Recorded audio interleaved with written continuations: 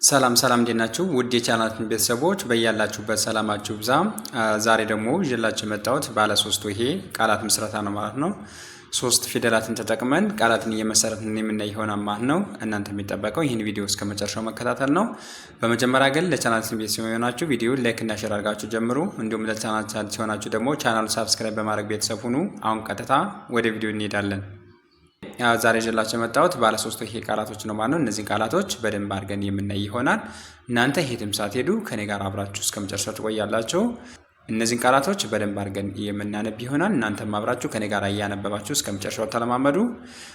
መጀመሪያ ላይ ፊደላትን በደንብ አድርጋችሁ ካጠናችሁ እነዚህን ቃላቶች ለማንበብ በጣም ቀላል ነው ማለት ነው። ምክንያቱም ቀጥታ ፊደሉን በትክክል ስናነበው ቃላቱን ይሰጠናል ማለት ነው። ቃል ሲባል ከባድ መስሎ እንዳይታያችሁ በጣም ቀላል ነገር ነው ማለት ነው። ከፊደላት የሚቀለው ቃል ይሆናል ማለት ምን ለማለት ፈልጌ ነው? ፊደላትን በትክክል ስናነበው የፈለግነውን ቃል እናገኛለን ማለት ነው። ወይም ቃሉ ምን ለማለት እንደፈለገ መረዳት እንችላለን ማለት ነው። ፊደላትን በትክክል አገጣጥመን ማንበብ ከቻልን። ስለዚህ አሁን ረጋ ብዬ እያነበብኩላችሁ እሄዳለሁ። እናንተም ከኔ ጋር አብራችሁ እያነበባችሁ እስከ መጨረሻው ተከታተሉኝ።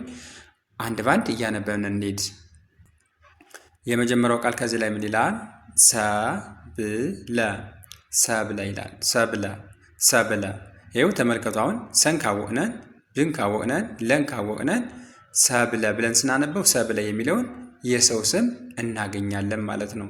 ነገር ግን ሰን ካላወቅነን፣ ብን ካላወቅንና ለን ካላወቅነን ሰብለም ብለን ማንበብ አንችልም። ሰብለ የሚለውን ስም ማግኘት አንችልም፣ ወይም ሰብለ የሚለውን ቃል ማግኘት አንችልም ማለት ነው። ስለዚህ ግዴታ ማንን ማወቅ አለብን?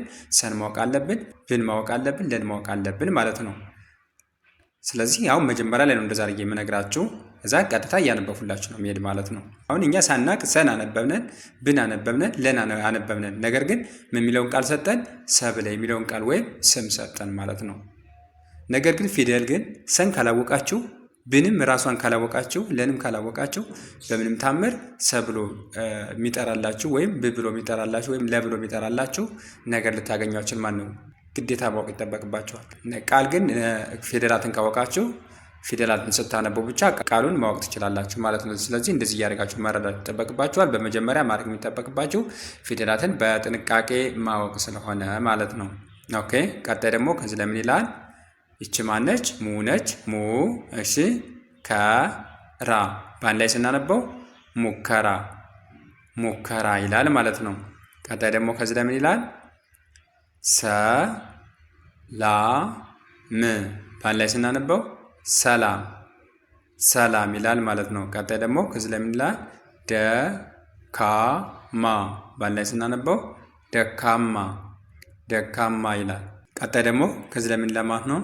ጠየቁ በአንድ ላይ ስናነበው ጠየቁ ጠየቁ ይላል ማለት ነው። ቀጣይ ደግሞ ከዚህ ለምን ይላል? ወራት በአንድ ላይ ስናነበው ወራት ወራት። ቀጣይ ደግሞ ከዚህ ለምን ይላል?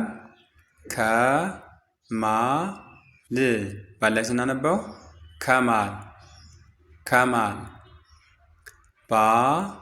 ባቡር ባቡር ባቡር። ቀጣይ ከዚህ ለምን ይላል? ቅሌት በአንድ ላይ ስናነበው ምን ይላል? ቅሌት ቅሌት። ቀጣይ ደግሞ ከዚህ ላይ ምን ይላል? ቁጥር በአንድ ላይ ስናነበው ቁጥር ቁጥር። ቀጣይ ደግሞ ከዚህ ላይ ምን ይላል? ጠቆመ በአንድ ላይ ስናነበው ጠቆመ ጠቆመ። ቀጣይ ደግሞ ከዚህ ላይ ምን ይላል? ሄለን በአንድ ላይ ስናነበው ሄለን ሄለን። ኦኬ። ቀጣይ ደግሞ ከዚህ ላይ ምን ይላል? ሰማይ በአንድ ላይ ስናነበው ሰማይ ሰማይ። ቀጣይ ደግሞ ከዚህ ላይ ምን ይላል? ፈጣን በአንድ ላይ ስናነበው ፈጣን ፈጣን። ቀጣይ ደግሞ ከዚህ ላይ ምን ይላል?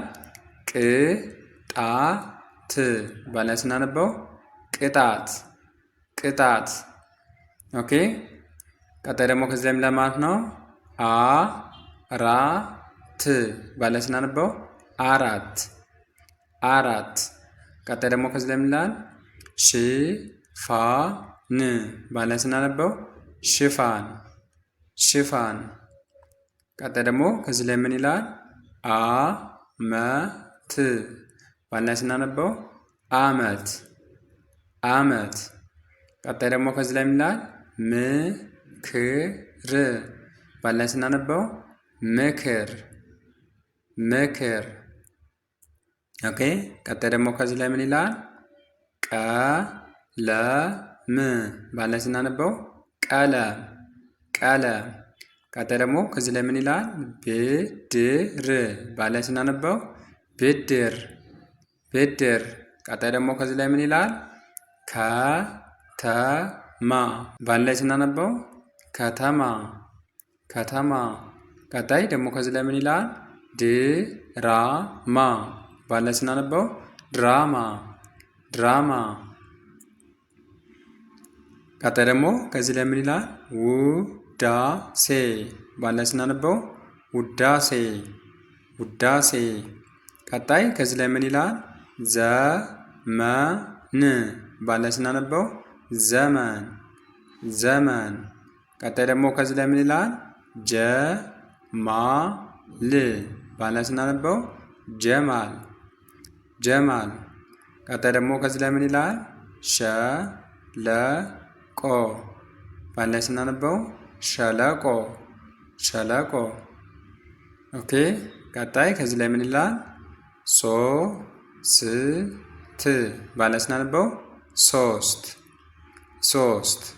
ቀጣይ ደግሞ ከዚህ ላይ ምን ይላል? ታሪክ በአንድ ላይ ስናነበው ታሪክ ታሪክ። ቀጣይ ከዚህ ላይ ምን ይላል? ሜላት በአንድ ላይ ስናነበው ሜላት ሜላት። ቀጣይና የመጨረሻው ከዚህ ላይ ምን ለማለት ነው? ምኞት በአንድ ላይ ስናነበው ምኞት ምኞት ይላል ማለት ነው። ኦኬ። ስታነቡ እንደዚህ እያደረጋችሁ እያነበባችሁ መለማመድ ይጠበቅባችኋል ማለት ነው። በመጀመሪያ ምንድነው የምታደርጉት? ፊት ላይ በመግቢያ ላይ እንደነገርኳችሁ ፊደላትን ጠንቀቅ አድርጋችሁ ማወቅ አለባችሁ ማለት ነው። ወደ ቃላት መግባት ያለባችሁ ፊደላትን በደንብ ካወቃችሁ በኋላ ነው። ምክንያቱም ፊደላትን በትክክል መጥራት ካልቻላችሁ ቃላት ልታነቡ አትችሉም ማለት ነው። ፊደላትን ማንበብ ከቻላችሁ ቃላት በጣም ቀላል ነገር ነው። ምክንያቱም ቃላት ይናገራል። ቃላት ምን ለማለት እንደፈለግን የተጻፈውን ፊደል በትክክል ስናነበው ይነግረናል ማለት ነው። ነገር ግን ፊደል ግን በትክክል ራሱን ካላወቅ ነው ፊደሉን ሊነግረን የሚችል ወይም ሊጠቁመን የሚችል የለም ማለት ነው። ስለዚህ እንደዚህ እያደረጋችሁ መለማመድ ይጠበቅባችኋል ማለት ነው። አሁን ፈጠን ፈጠን እያልኩ አነብላችኋለሁ። እናንተም አብራችሁ ከኔ ጋር ፈጠን ፈጠን እያላችሁ እያነበባችሁ እንዲሁም ቪዲዮውን እያቆማችሁ እየጻፋችሁ መለማመድ አለባችሁ ማለት ነው። አሁን ፈጠን ፈጠን እያልኩ አነብላችኋለሁ። የመጀመሪያው ቃል ከዚህ ላይ ምን ይላል? ሰብለ፣ ሙከራ፣ ሰላም፣ ደካማ፣ ጠየቁ፣ ወራት፣ ከማል፣ ባቡር፣ ቅሌት፣ ቁጥር፣ ጠቆመ፣ ሄለን። ሰማይ፣ ቄጤማ፣ ፈጣን፣ ቅጣት። አራት፣ ሽፋን፣ አመት፣ ምክር። ቀለም፣ ብድር፣ ከተማ፣ ድራማ። ውዳሴ፣ ዘመን፣ ጀማል፣ ሸለቆ።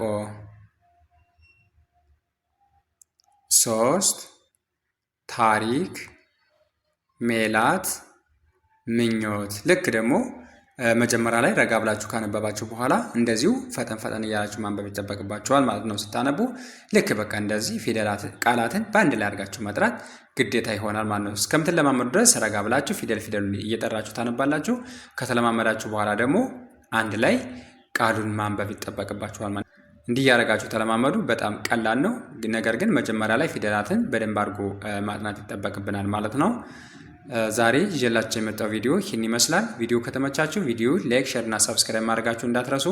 እንዲሁም ኦንላይን መማር ለምትፈልጉ ታች ላይ በማስቀምጥላችሁ ስልክ ቁጥር በኢሞ በቴሌግራም እና በዋትሳፕ በመደወል ትምህርታችሁን መከታተል ትችላላችሁ። ዛሬ ይዤላችሁ የመጣው ቪዲዮ ይህን ይመስል ነበር። ቀጣይ ደግሞ በሌሎች አሪፍ ቪዲዮዎች የምንገናኝ ይሆናል ማለት ነው። እስከዚያው ድረስ መልካም ጊዜ፣ ቸርን ሰንብት።